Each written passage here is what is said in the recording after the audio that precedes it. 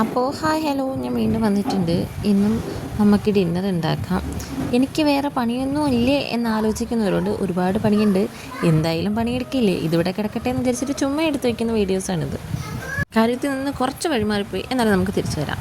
ഇന്ന് ഡിന്നർ ഉണ്ടാക്കാൻ പോവാണ്. എനിക്ക് ഈ ഡിന്നർ ഉണ്ടാക്കുന്ന സ്വഭാവം ഉണ്ടായിരുന്നില്ല. ഞങ്ങളെ വീട്ടിലൊക്കെ മാരേജിന് മുമ്പ് ഞങ്ങൾ രാത്രിയും ചോറ് തന്നെയാണ് കഴിച്ചുകൊണ്ടിരുന്നത്.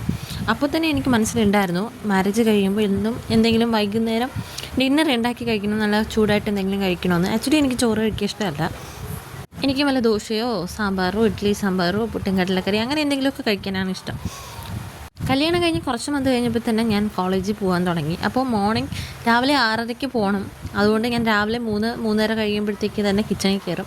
ആ ടൈമിൽ ഉണ്ടാക്കുന്നതായതുകൊണ്ട് ഈവനിങ് വരെ അതിരിക്കാറുമില്ല. ചൂടോടെ അടച്ച് വെക്കുന്നതായതുകൊണ്ട് ഞാൻ തിരിച്ച് വരുമ്പോൾ തന്നെ 5:30-6 മണിയാവും. അപ്പോഴത്തേക്ക് അത് ചീത്തയായിട്ടുണ്ടാവും. പിന്നെ രാത്രിയിലത്തേക്ക് എന്തെങ്കിലും ഉണ്ടാക്കിയാലേ കഴിക്കാൻ പറ്റുള്ളൂ. അത് പിന്നെ എനിക്കൊരു ശീലമായി മാറി. ഈവനിങ് വന്ന ഉടനെ ഫ്രഷായി ചായയൊക്കെ കുടിച്ചിട്ട് വൈകുന്നേരം നല്ല ലേറ്റായിട്ട് തന്നെയാണ്, ഒരു 7-8 മണിയൊക്കെ ആകുമ്പോൾ ഞാൻ എന്തെങ്കിലുമൊക്കെ കുക്ക് ചെയ്യാൻ കയറും. എന്താണോ ഉള്ളത് അത് കുക്ക് ചെയ്യും. മിക്കപ്പോഴും ദോശയായിരിക്കും ഉണ്ടാവുക. കാര്യം എപ്പോഴും മാവ് വീട്ടിൽ ബാക്കി കാണും, രാവിലെ ഉണ്ടാക്കിയിട്ടുള്ളത് മിച്ചം കാണും. ഇല്ലെങ്കിൽ വാങ്ങി വെക്കാറുണ്ട്. അപ്പോൾ എപ്പോഴും ദോശയാണ് ഉണ്ടാക്കാറ്. പിന്നെ വല്ലപ്പോഴും പുട്ടോ ഇഡ്ഡലിയോ അങ്ങനെ എന്തെങ്കിലും ഉണ്ടാക്കാറ്. പുട്ടൊന്നും ഇവിടെ വലിയ ചിലവില്ല, ഹസ്ബൻഡിന് ഇഷ്ടമല്ല.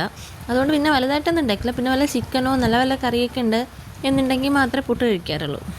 എനിക്ക് പിന്നെ ആ പ്രശ്നമില്ല. എന്ത് കാപ്പി ആയിരുന്നാലും എനിക്ക് കഴിക്കാൻ ഇഷ്ടമാണ്.